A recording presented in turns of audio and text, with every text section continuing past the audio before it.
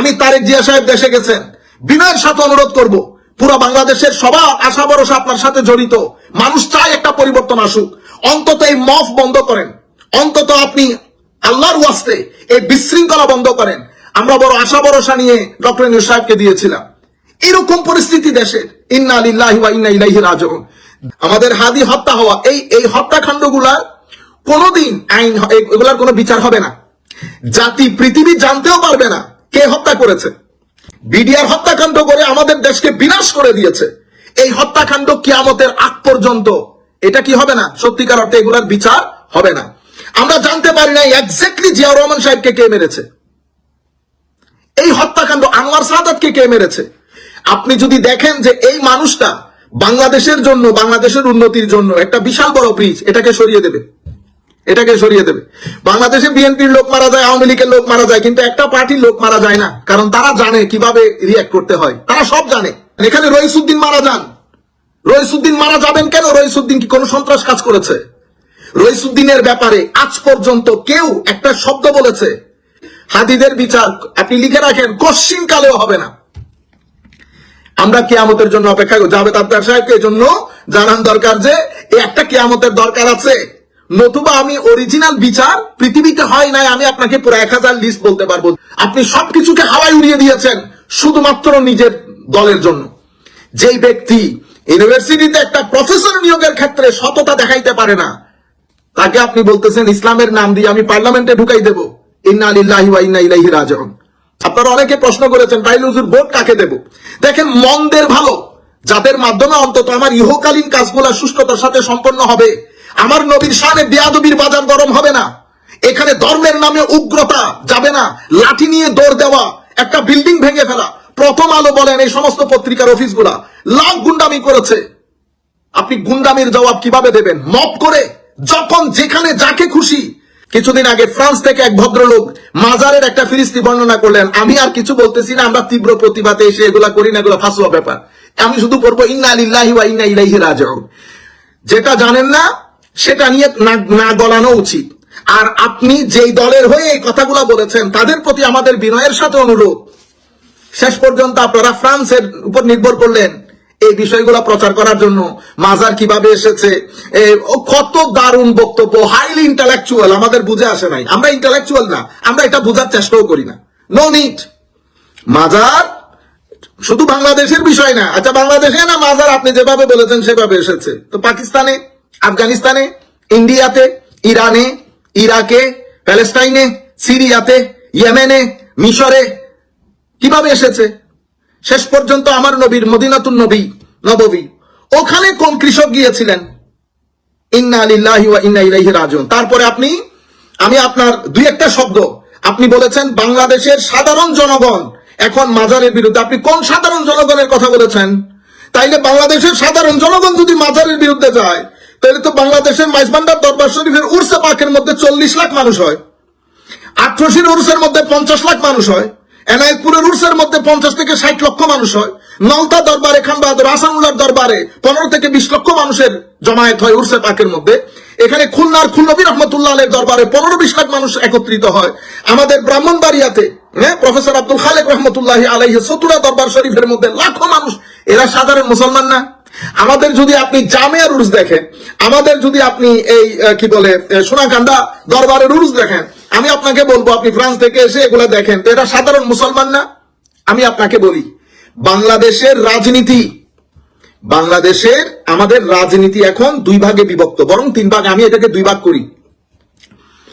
এক দল হচ্ছে ওই যে আমি ইবনে খালদুনের পলিটিক্যাল স্টেট গঠনের জন্য, সেকুলার স্টেট গঠনের জন্য, মানে আমাদের ইহকালীন মানে কি বলে বেটারমেন্টের জন্য, আইন, আমাদের সুখ শান্তি সবকিছুকে সামনে রেখে বিবেক বুদ্ধি, পার্লামেন্ট, শুরা, পরামর্শ সবকিছুকে একসাথে করে আমাদের ইহকালীন মুক্তি। যদিও আমাদের দেশে সেটা হয় না, আমরা তো কোনো দল করছি না। এবং শুধু আমি যেহেতু এখন বাংলাদেশের অবস্থা একটা নাজুক পরিস্থিতি দিয়ে যাচ্ছে, আমাদের হাদি হত্যা হওয়া, এই হত্যাকাণ্ডগুলার কোনোদিন আইন, এগুলার কোনো বিচার হবে না। জাতি পৃথিবী জানতেও পারবে না কে হত্যা করেছে। অথচ মায়ের পেটের সন্তান যে দুনিয়াতে আসতেছে সে ক্রিমিনাল কিনা সেটাও পুলিশ জানে।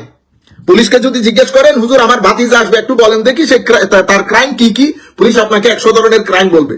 পুলিশের মধ্যে সেই ধরনের ক্যাপাবিলিটি এবং ক্যাপাসিটি আছে, তারা মুহূর্তের মধ্যে বিভিন্ন টুল দিয়ে তাদের এই অরিজিনাল ক্রাইম কে করেছে এটাকে চিহ্নিত করা তাদের জন্য জাস্ট চুটকির ব্যাপার, সময়ের ব্যাপার। কিন্তু এই হত্যাকাণ্ডগুলো বিডিআর হত্যাকাণ্ড করে আমাদের দেশকে বিনাশ করে দিয়েছে। এই হত্যাকাণ্ড কিয়ামতের আগ পর্যন্ত এটা কি হবে না, সত্যিকার অর্থে এগুলার বিচার হবে না। আমরা জানতে পারি না এক্স্যাক্টলি জিয়াউর রহমান সাহেবকে কে মেরেছে। এই হত্যাকাণ্ড আনোয়ার সাদাতকে কে মেরেছে। মুসলমানদের পক্ষে, আইন শৃঙ্খলার পক্ষে কথা তুললেই এখানে দুই ধরনের জিনিস পাবেন।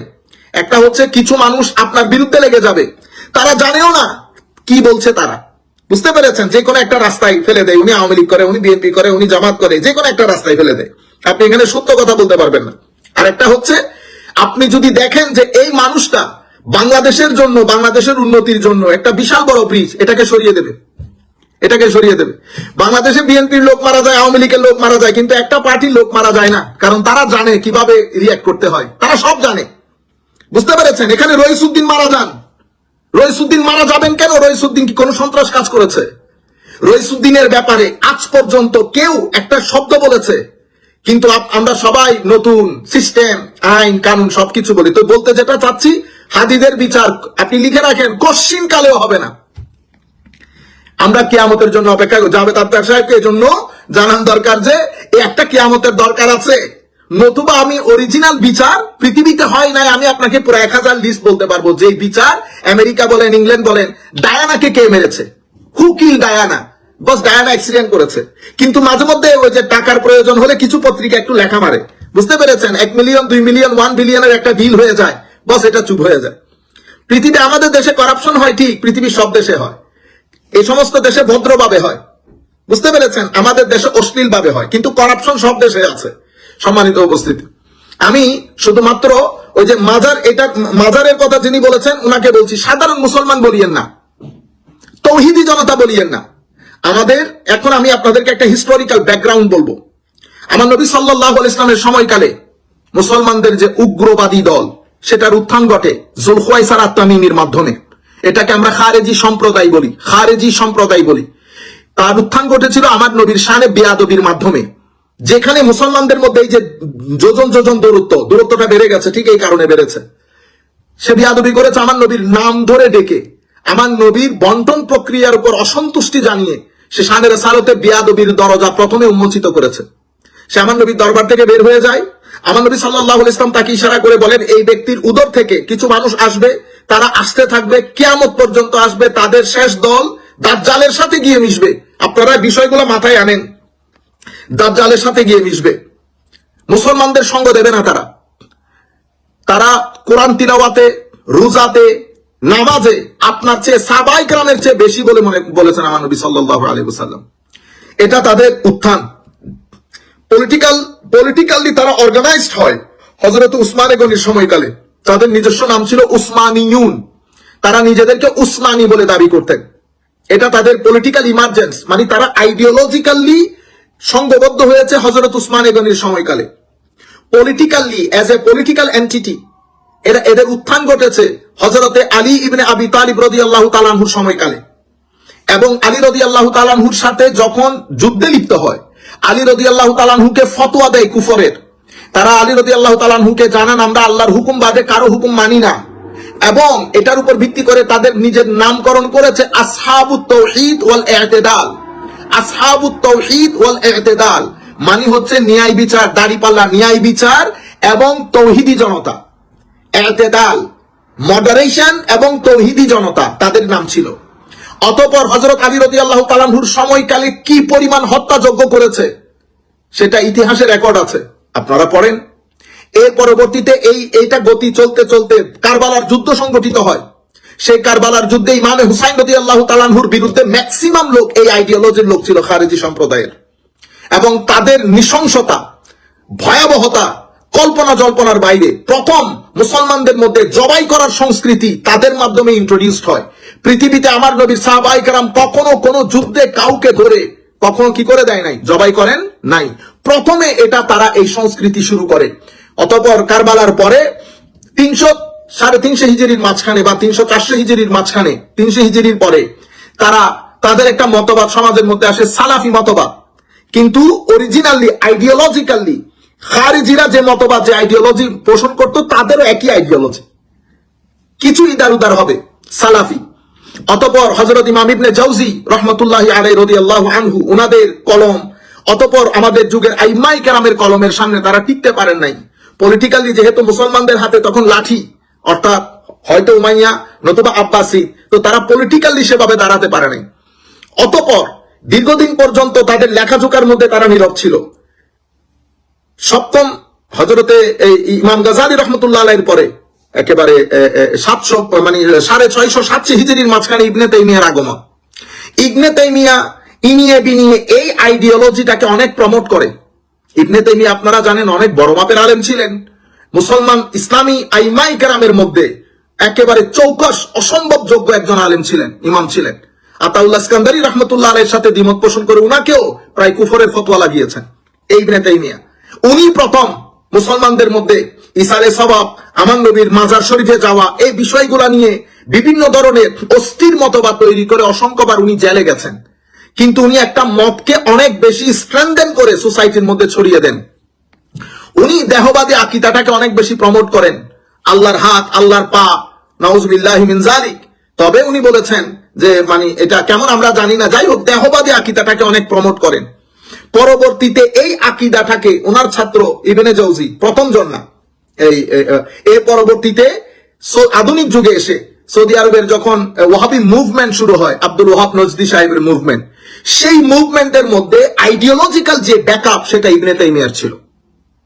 এবং পৃথিবীর মধ্যে আমি এই আমাদের মানে সমস্যা কোন জায়গায়, কেন আমরা এত বেশি চিন্তিত হয়ে পড়ি এই কারণে এই ওয়াহাবি মুভমেন্টের মাধ্যমে এটা এত বেশি উগ্রবাদী, এটা এত বেশি ইনটলারেন্ট, এটা এত বেশি ব্যাড নাম বদনাম বহন করে এনেছে মুসলমানদের জন্য। যদি ওয়াহাবি মুভমেন্ট না থাকতো, সুফিয়ায়ে কেরামের যে নিয়ম নীতি, সেই নিয়ম নীতির আধারে যেভাবে ইসলামের প্রচার শুরু হয়েছে, ওয়েস্টার্ন কান্ট্রির লোক ইসলাম কবুল বা ইসলাম একেবারে বেড়ে কি বলে অনেক বেশি আকারে বৃদ্ধি পাওয়াটা সময়ের ব্যাপার ছিল। কারণ সুফিয়ায়ে কেরামের যে ইসলাম প্রচার সেটা অনেক বেশি অ্যাট্রাকটিভ ছিল। কিন্তু এই আব্দুল ওয়াহাব নজদি সাহেব এসে ওনার এই যে ওয়াহাবি আন্দোলন যেটা, সেটার আইডিওলজিক্যাল ব্যাকআপ ইবনে তাইমিয়া, যা অসম্ভব উগ্রবাদী। এবং পৃথিবীতে গত 2 দশক ধরে যেই পরিমাণ উগ্রবাদিতা আমরা দেখেছি, যেই পরিমাণ ডিস্ট্রাকশন আমরা দেখেছি, প্রত্যেক জায়গায় বোমা বাবাজির সাথে যারা জড়িত ছিল তাদের বেশিরভাগ বলতে আপনি বলতে পারেন 100 আউট অফ 100 তাদের আইডিওলজিক্যাল ফাদার ছিলেন ইবনে তাইমিয়া। কিন্তু আমরা এটা বলছি না যে ইবনে তাইমিয়াকে যারাই ফলো করেন তারা বোমা বাজান, এটা আমরা বলছি না, ইন্না লিল্লাহ। আমরা বলছি যারা যেখানে বোমা মেরেছে প্রত্যেকের আইডিওলজিক্যাল ফাদার ছিল ইবনে তাইমিয়া। সেই কারণে আপনি ইসলামী দল করেন, আপনি বলছেন আপনারা আমাদের বিরুদ্ধে কথা বলা মানে ইসলামের বিরুদ্ধে কথা বলা, ইন্না লিল্লাহি। আরেকটা ধোঁকাবাজি করলেন, আরেকটা ধোঁকাবাজি।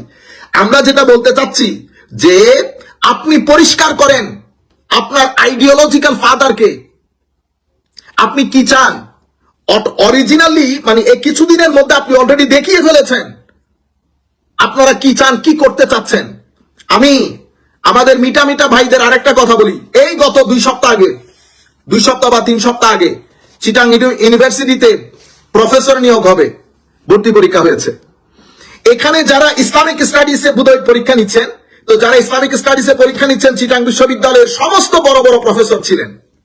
আপনারা বুঝতেন, আপনি একটা ইউনিভার্সিটির প্রফেসর নিয়োগে আমি আপনার উপর ভরসা করতে পারছি না, আপনি সিনসিয়ার না, আপনি 2 নাম্বারই করেছেন, করাপশন করেছেন একটা ইউনিভার্সিটির প্রফেসর নিয়োগে।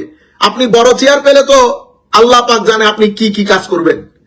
যাই হোক, শুক্রবারে পরীক্ষা ছিল, যতগুলো নিয়োগ হবে নিয়োগটা তারা আগ থেকে ডিসাইডেড কাকে নিয়োগ দিবেন। এত যোগ্য লোক এসেছে, পরীক্ষা নিয়েছে, জুমার নামাজ পড়তে চলে গেছে, এসে রেজাল্ট ঘোষণা করে দিয়েছে। তারা এই পরীক্ষার কাগজগুলা চেকই করে নাই, পরীক্ষার কাগজগুলা আপনি যে লিখেছেন সেটা দেখেনি নাই। তাদের সিলেক্টেড 5-10 জন তারা সিলেক্ট করে নিয়েছে।